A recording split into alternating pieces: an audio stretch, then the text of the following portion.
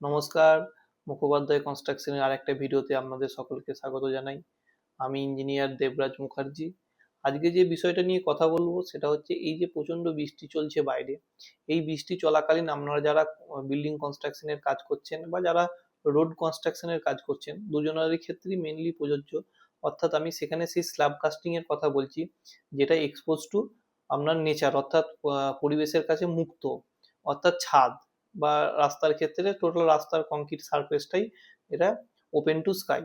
এক্ষেত্রে এই যে বৃষ্টি হলে আপনাকে কি কি সাবধানতা অবলম্বন করতে হবে। প্রথম কথা বলি, অনেকেই কিন্তু এই ব্যাপারটাকে ইগনোর করেন, বিশেষ করে যারা যেসব মিস্ত্রিরা একতলার ছাদ করছেন এবং যারা ভবিষ্যতে বা এখনই দোতলা করতে চাইছেন, তারা কিন্তু মেনলি এইটাকে ইগনোর করেন, কারণ তারা জানেন যে এখন যে ছাদটা হচ্ছে বা যে স্ল্যাবটা কাস্টিং হচ্ছে এটা দুদিন পর চাপা পড়ে যাবে এবং এর ওপর মেঝে হয়ে যাবে বা ফ্লোর হয়ে যাবে। এটা কিন্তু একবারই করা উচিত নয়। এবং যেটা যারা মেনলি ছাদ করছেন, অর্থাৎ যে বিল্ডিংটা শেষ হচ্ছে, ধরুন দোতলা বিল্ডিং, দোতলার ছাদটা হচ্ছে, মানে এরপর আর ওখানে কোনো কনস্ট্রাকশন হবে না বা ওটা সবসময় আপনার ওপেন টু স্কাই বা আকাশের কাছে উন্মুক্ত থাকবে। এই সাবধানতা দু ক্ষেত্রেই অবলম্বন করতে আমি বলবো। এবার বলি কিভাবে কি কি সাবধানতা অবলম্বন করবেন। প্রথম হচ্ছে একটা সহজ উপায় আছে সাবধানতা অবলম্বন করার, আর একটা একটু কঠিন উপায়। সহজ উপায়টা কি, যদি ধরুন হালকা ছিটে ফোঁটা বৃষ্টি হচ্ছে, এই ছিটে ফোঁটা বৃষ্টি বৃষ্টি যদি হয়, আপনারা খুব সহজেই একবার কাজটা বন্ধ রাখতে পারেন। কাজটা বন্ধ রাখলেন, যেই বৃষ্টি হয়ে গেল বা খুব হালকা বৃষ্টি হচ্ছে সেই সময় কাজ চালালেন, হ্যাঁ কাজ হয়ে গেল, বৃষ্টি বন্ধ হয়ে গেছে, আর কোনো আপনার কোনো ডিস্টার্ব হলো না বা কোনো কংক্রিটের কোনো ক্ষতি হলো না। এটা হচ্ছে খুব সহজ উপায় বা এটা খুব সহজে আপনার হয়। এক্ষেত্রে কি কি আপনি কি কি উপায়গুলো রাখবেন। প্রথম কথা যেটা রাখবেন সেটা হচ্ছে যে কিছু শুকনো সিমেন্ট রাখবেন। যে বৃষ্টিতে যে পরিমাণ ক্ষতি হলো সেখানে একটু শুকনো সিমেন্ট ছড়িয়ে দিতে পারেন।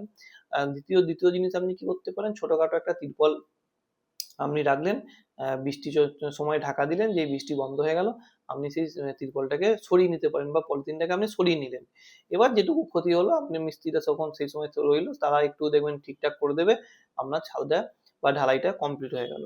কিন্তু যদি এটা না হয়, যদি একটু ধরুন বৃষ্টির পরিমাণ যদি একটু বেশি হয়, সেক্ষেত্রে কি করতে হবে, সেক্ষেত্রে আপনাকে কিন্তু তিনটে জিনিস অবশ্যই আপনার সাইডে রাখতে হবে। প্রথম হচ্ছে যে একটা প্লেট ভাইব্রেটার, দ্বিতীয় হচ্ছে ড্রাই সিমেন্ট অর্থাৎ শুকনো সিমেন্ট, তৃতীয় হচ্ছে ত্রিপল, যদি মিডিয়াম বৃষ্টি হয় অর্থাৎ মাঝারি ধরনের বৃষ্টি হয়।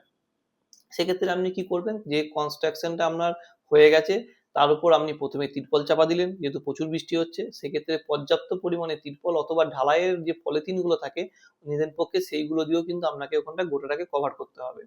দ্বিতীয় আসছে, পলিথিনটা তুলে ফেলার পর সেখানে আপনি ড্রাই সিমেন্ট অথবা 1:1 অনুপাতে আপনি সিমেন্ট এবং স্যান্ড মিক্স করে কিন্তু ওখানে দিতে পারেন। দেওয়ার পর সেটাকে সব মানে উপরের সারফেসটাকে আপনি ঠিকঠাক করতে পারেন মিস্ত্রিদের সহযোগিতায়, তারাই করে দেবে।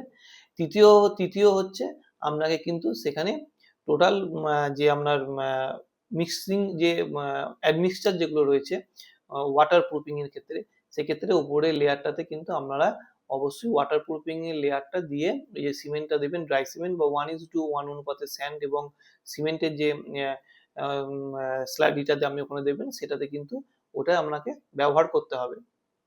এরপর চলে আসছে ধরুন হেভি রেনফল। হেভি রেনফল যদি হয়, প্রথমেই আপনাকে কিন্তু দেখতে হবে যে এই যে দুটো আমি উপায় বললাম, একটা সহজ উপায়, তারপর যেটা হালকা বৃষ্টির জন্য, এবং মাঝারি উপায়, তার মানে আমি ধরে নেবো যে এই দুটো উপায়ই আপনার তখন ফেল করছে। সেক্ষেত্রে আপনাকে কি করতে হবে, আপনাকে ঢালাইটা বন্ধ রাখতে হবে। এবার প্রশ্ন আসছে যে ঢালাইটা আপনি বন্ধ রাখবেন, বন্ধ ধরুন আপনি রেখে দিলেন, প্রথম কথা বন্ধটা কোথায় রাখবেন, বন্ধটা কিভাবে রাখবেন, এবং আগামীকাল যে ঢালাইটা হবে সেক্ষেত্রে আপনাকে কি করণীয় আছে।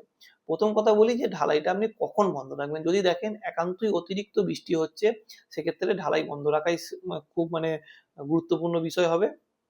2 নম্বর হচ্ছে, যদি আপনি দেখেন যে কন্টিনিউ বৃষ্টি চলছে এবং এই যে ওয়াটার সিমেন্ট রেশিও, অর্থাৎ যে আমি উপরে শুকনো সিমেন্ট ছড়িয়ে যে রেশিওটাকে ম্যানেজ করার জন্য বললাম, বা 1:1 অনুপাতে স্যান্ড সিমেন্ট মিশিয়ে যে কভার করার কথা বললাম, এটা করা যাচ্ছে না। সেক্ষেত্রে আপনি কিন্তু ঢালাই বন্ধ রাখছেন যেখানে আপনার ক্র্যাঙ্ক বারটা হচ্ছে ঠিক সেই জায়গায়, L/4 ডিস্টেন্সে, বিম থেকে L/4 ডিস্টেন্সে, কারণ সেই জায়গাতে সব থেকে কম ডিফ্লেকশন হবে, সেই জায়গায় সব থেকে কম বেন্ডিং মুভমেন্ট হবে। বেন্ডিং মুভমেন্ট এবং ডিফ্লেকশন কম হওয়ার কারণে সেই জায়গাতে আপনার কোল জয়েন্ট তৈরি হবে। সেই কোল জয়েন্ট তৈরি হলেও ওখানে যখন কোল জয়েন্ট তৈরি হবে তখন আমরা কংক্রিটের কোনো ক্ষতি হবে না। কিন্তু আপনি যদি এটার বাইরে অন্য কোথাও করেন, সেখানে কিন্তু আর সেরকম যে কংক্রিটের যে কোল জয়েন্টটা তৈরি হবে সেখানে কিন্তু ডিফ্লেকশন বা বেন্ডিং মুভমেন্ট এলে সেই জায়গাটা ভেঙে যাওয়ার সম্ভাবনা থাকবে। এবার আসছে যে আপনি কিভাবে ছাড়বেন। সবসময় ইনক্লাইন অর্থাৎ পাটা দিয়ে যেভাবে কংক্রিটের এজিংটা আমরা করি একদম 90 ডিগ্রি অ্যাঙ্গেল, সেই অ্যাঙ্গেলে কিন্তু ছাড়া যাবে না। অবশ্যই 45 ডিগ্রি অ্যাঙ্গেলে আপনাকে ছাড়তে হবে এবং পরের দিন যখন আপনি কাজ করবেন সেখান থেকে মিনিমাম 2 থেকে 3 ইঞ্চি ঢালাই আপনাকে তুলে ফেলে দিতে হবে এবং সেখানে অ্যাডমিক্সচার দিয়ে যেসব বন্ডিং এজেন্টগুলো রয়েছে অর্থাৎ কংক্রিটের সঙ্গে নতুন কংক্রিটের সঙ্গে পুরনো কংক্রিটের বন্ডিং করার যে এজেন্টগুলো বা অ্যাডমিক্সচারগুলো রয়েছে লোকালি আপনি বাজারে পেয়ে যাবেন, সেগুলোকে আপনাকে ব্যবহার করতে হবে। এইভাবে যদি বৃষ্টির সময় যদি কোনো রকম স্ল্যাব করার সময় যদি কোনো রকম প্রবলেম হয় বা বৃষ্টি করার সময় যদি কোনো রকম কনস্ট্রাকশনের প্রবলেম হয়, আপনারা আমার সঙ্গে যোগাযোগ করতে পারেন। আমি তো আমার তরফ থেকে বিনা খরচে আপনাকে সহযোগিতা করে দেওয়া হবে। আমার ফোন নাম্বার আপনি ইউটিউবে পেয়ে যাবেন। আমি রিকোয়েস্ট করবো আপনারা আমার চ্যানেলটাকে সাবস্ক্রাইব করে দিন এবং আরও ভিডিও আগামী দিনে আসতে চলেছে। নমস্কার।